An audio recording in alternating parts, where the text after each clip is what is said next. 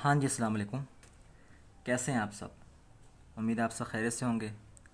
और lecture number 1 और lecture number 2 आपको काफ़ी हद तक समझ आ चुका होगा। तो आज हम रिवर्सिबल और इरिवर्सिबल रिएक्शन को मज़ीद एक एग्जांपल से समझने की कोशिश करेंगे। देखें, हमारे पास है CaO, जिसे हम कहते हैं calcium oxide, CO2 carbon dioxide, CaCO3 जिसे हम कहते हैं कैल्शियम कार्बोनेट। CaO CO2 के साथ रिएक्शन कर रहा है, CaCO3 बना रहा है। ठीक है, इसमें देखें, ये इसका एक दूसरा नाम क्विकलाइम है और कैल्शियम कार्बोनेट का दूसरा नाम क्या है? लाइमस्टोन है। अब हम इसमें दो केस समझने की कोशिश करेंगे कि देखिए, हमारे पास फ्लास्क दो किस्म की हैं। एक फ्लास्क को मैंने खुला दिखाने की कोशिश की है कि फ्लास्क क्या है? खुली हुई है, इसका ऊपर वाला सिरा खुला हुआ है। और दूसरा केस ये है कि फ्लास्क का ऊपर वाला सिरा क्या है? बंद है। ठीक है, तो जब हम ओपन फ्लास्क का केस पढ़ रहे हैं तो देखें इसमें क्या होगा। यही वाला जो रिएक्शन जो मैंने सबसे ऊपर किया है, ये रिवर्स हो जाएगा। ऊपर देखें, कैल्शियम कार्बोनेट क्या थी? प्रोडक्ट थी। यहाँ पे जाकर रिएक्टेंट बन गई है। ठीक है, CaO और CO2 यहाँ पे ऊपर वाले रिएक्शन में क्या थे? रिएक्टेंट्स थे। और यहाँ जाके हमने इसको क्या बना दिया है? प्रोडक्ट बना दिया है। तो CaCO3 रिएक्टेंट है, CaO और CO2 जो है क्या है? प्रोडक्ट्स हैं। जब फ्लास्क ओपन होगी, CaCO3 डिकम्पोज हो जाएगा। डिकम्पोज होने के बाद CaO बनाएगा, CO2 बनाएगा। तो क्या होगा? रिएक्शन इरिवर्सिबल होगा। इरिवर्सिबल कैसे होगा? देखिए, CO2 गैस है, CO2 गैस है और ये जो फ्लास्क है इसका ऊपर वाला सिरा क्या है? खुला हुआ है। तो CO2 गैस होने की वजह से, इंटरमॉलिक्यूलर फोर्सेस कमज़ोर होने की वजह से CO2 गैस निकल जाएगी। ठीक है, ऊपर वाले सिरे से बाहर निकल जाएगी और रिएक्शन मज़ीद जो है आगे नहीं चलेगा। रिएक्शन जो है यहीं जाके स्टॉप हो जाएगा। और इस तरह के रिएक्शन को हम क्या कहेंगे? इरिवर्सिबल रिएक्शन कहेंगे। तो मैंने क्या कहा? ओपन फ्लास्क अगर हो तो रिएक्शन इरिवर्सिबल होता है। क्यों इरिवर्सिबल होता है? चूँकि देखें, कैल्शियम कार्बोनेट डिकम्पोज हो गया CaO और CO2 में। CaO सॉलिड है, इसमें इंटरमॉलिक्यूलर फोर्सेस ज़्यादा हैं।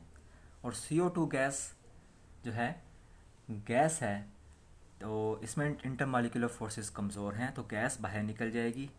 तो जब गैस ही बाहर निकल गई तो अब क्या होगा? CO2 वापस CaO के साथ तो नहीं मिल पाएगी और वापस CaCO3 तो नहीं बना पाएगी। इसी वजह से ओपन फ्लास्क में जो रिएक्शन होता है वो इरिवर्सिबल होता है। रिएक्शन एक ही डायरेक्शन में होता है।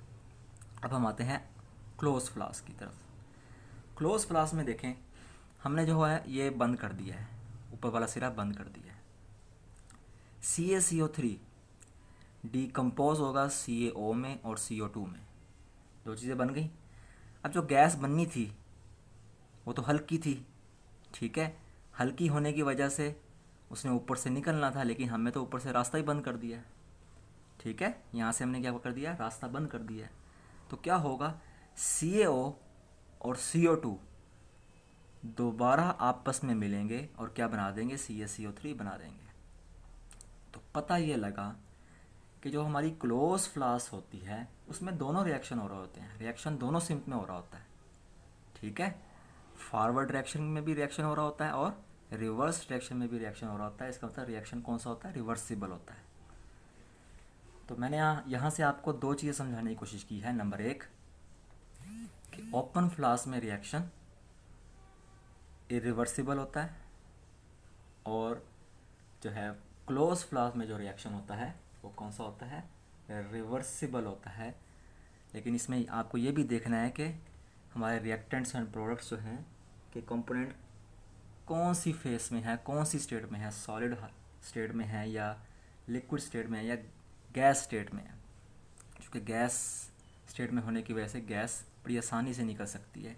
तो ओपन फ्लास्क में रिएक्शन इरिवर्सिबल होगा। शुरू में क्या होगा, कहता है rate of forward reaction is fast. शुरू में रेट ऑफ फॉरवर्ड रिएक्शन बहुत तेज़ होता है, रिएक्शन फॉरवर्ड रिएक्शन बड़ी तेज़ी से हो रहा होता है। क्यों? देखें, ये जो हमारे पास है ना, ये इस हिस्से को देखें आप। शुरू में जो है ना हमारे पास कैल्शियम कार्बोनेट ही होगा सिर्फ और सिर्फ, ठीक है। ये दो प्रोडक्ट्स तो नहीं बन रही होंगी ना अभी, शुरू में तो यही चीज़ मौजूद होगी।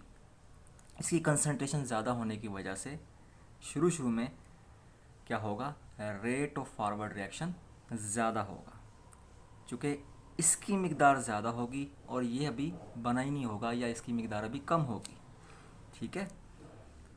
और शुरू में कहता है rate of reverse reaction is slow.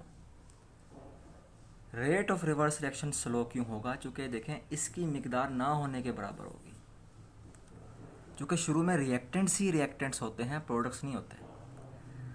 चूँकि शुरू में रिएक्टेंट्स ही रिएक्टेंट्स होते हैं, इसी वजह से रेट ऑफ फॉरवर्ड रिएक्शन ज़्यादा होता है, फॉरवर्ड रिएक्शन तेज़ी से हो रहा होता है। और शुरू में चूँकि प्रोडक्ट्स बहुत कम होते हैं या ना होने के बराबर होते हैं, ठीक है, इस वजह से रेट ऑफ रिवर्स रिएक्शन क्या होता है, स्लो होता है। कहता है कुछ वक्त के बाद क्या होगा, rate of reverse reaction speeds up. Rate of reverse reaction speeds up and rate of forward reaction slows down. फिर क्या होता है कुछ वक्त के बाद कहता है रिवर्स रिएक्शन जो होता है ना वो बढ़ना शुरू हो जाता है, उसके रेट थोड़ा बढ़ना शुरू हो जाता है, ठीक है। वो क्या वजह है, देखें कुछ वक्त के बाद क्या होता है, प्रोडक्ट्स बनना शुरू हो जाती हैं, इसकी मिकदार कम होना शुरू हो जाती है और उसकी मिकदार बढ़ना शुरू हो जाती है। जब इसकी मिकदार कम होना शुरू हो जाएगी, उसकी मिकदार बढ़ना शुरू हो जाएगी, तो क्या होगा, रेट ऑफ रिवर्स रिएक्शन बढ़ना शुरू हो जाएगा और rate of forward reaction slow down होना शुरू हो जाएगा, ठीक है। इसको अगर मैं आपको एक एग्जांपल समझाने की कोशिश करूं तो मैं अभी आपको समझाता हूं। तो मैं आपको ये बताने की कोशिश कर रहा था कि शुरू में रिएक्टेंट की कंसंट्रेशन अगर ज़्यादा हो और प्रोडक्ट की कंसंट्रेशन कम हो तो रेट ऑफ फॉरवर्ड रिएक्शन ज़्यादा होता है, rate of reverse reaction slow होता है। मतलब ये कि अगर शुरू में रिएक्टेंट की कंसंट्रेशन ज़्यादा हो और प्रोडक्ट की कंसंट्रेशन कम हो तो फॉरवर्ड रिएक्शन तेज़ी से होता है और रिवर्स रिएक्शन आहिस्तगी से होता है, ठीक है। फिर इसी तरीके से देखें, आपको नज़र आ रहा होगा कि आहिस्ता आहिस्ता क्या है, प्रोडक्ट की कंसंट्रेशन बढ़ रही है और रिएक्टेंट की कंसंट्रेशन कम होना शुरू हो गई है। अगर प्रोडक्ट की कंसंट्रेशन बढ़ना शुरू हो जाए और रिएक्टेंट की कंसंट्रेशन कम होना शुरू हो जाए तो rate of reverse reaction speed up होना शुरू हो जाता है और रेट ऑफ जो है हमारे पास फॉरवर्ड रिएक्शन स्लो डाउन होना शुरू हो जाता है। मतलब अगर रिएक्टेंट की कंसंट्रेशन कम होनी शुरू हो जाए और प्रोडक्ट की कंसंट्रेशन ज़्यादा होनी शुरू हो जाए तो क्या होता है, रिवर्स रिएक्शन तेज़ी से होता है और फॉरवर्ड रिएक्शन की स्पीड कम होना शुरू हो जाती है, ठीक है। और एक वक्त ऐसा आता है कि दोनों की कंसंट्रेशन बराबर हो जाती है, ये देखें 50-50। तो उस वक्त क्या होता है, रेट ऑफ फॉरवर्ड रिएक्शन बराबर हो जाता है रेट ऑफ रिवर्स रिएक्शन के, ठीक है। अगर रिएक्टेंट और प्रोडक्ट की कंसंट्रेशन बराबर हो जाए तो जिस स्पीड के साथ फॉरवर्ड रिएक्शन हो रहा होता है उसी स्पीड के साथ रिवर्स रिएक्शन हो रहा होता है, ठीक है। बात समझ आई? मतलब जिस रेट से डीकम्पोजिशन हो रही होती है, जिस रफ्तार से हमारा ये कैल्शियम कार्बोनेट टूट रहा है, डीकम्पोज हो रहा है, उसी रेट से, उसी रफ्तार से कम्बिनेशन रिएक्शन भी हो रहा होगा, दो चीज़ें आपस में मिल रही होंगी, ठीक है। तो मैंने आपको क्या समझाने की कोशिश की, देखें हमारे पास एक ओपन फ्लास्क थी, ओपन फ्लास्क में रिएक्शन क्या होता है, इरिवर्सिबल होता है अगर एक कंपोनेंट कोई क्या हो, गैस हालत में हो। कौन सा रिएक्शन होता है, इरिवर्सिबल होता है। फिर मैंने आपको बताया कि क्लोज फ्लास्क में कौन सा रिएक्शन होता है, क्लोज फ्लास्क में रिवर्सिबल रिएक्शन होता है, मतलब फॉरवर्ड रिएक्शन भी हो रहा होता है, रिवर्स रिएक्शन भी हो रहा होता है, ठीक है।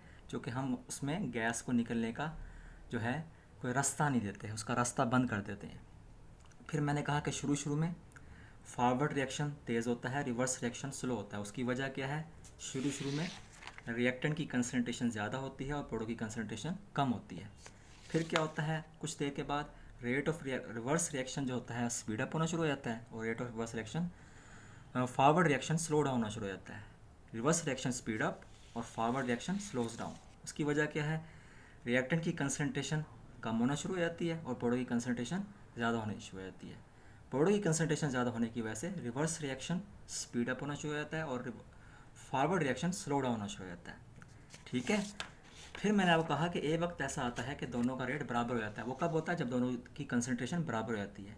रिएक्टेंट की कंसनट्रेशन प्रोडक्ट की कंसनट्रेशन के बराबर हो जाती है तो rate of forward reaction rate of reverse reaction के बराबर हो जाते हैं। ठीक है।